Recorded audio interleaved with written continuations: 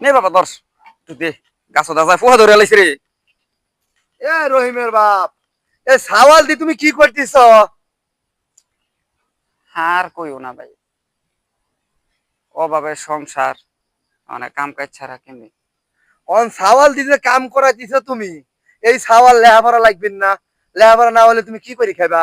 এই কৃষকের কাম হন কি আর ভাত আছে? লেখাপড়া করবার গেলে তো মেলা টাকা লাগে। কেন? প্রাইমারি স্কুলে এখন তোমার রুটি দেয়, কলা দেয়, দুধ দেয়, ডিম দেয়। হ্যাঁ সাই কইছা। হ্যাঁ রহিমের বাপ। এই বেটা থো, তোর পানি দেওয়া আইজি তোর এই স্কুলে ভর্তি করাইমু। হেডমাস্টারের কাছে যাইয়া কাগজপাতি জমা দিয়া তারপরে তোর এই স্কুলে ভর্তি করে দিব। আর তোর কাজকর্ম করা লাগবো না রে বেটা। বেটা এই যে এইবার ঠিক কথা কইছো। সাওয়ালদার ভালো মতো লেহাপড়া করো, স্কুলের সামনের বছর আবার কাপড়ে দিবি। সত্যি বাবা?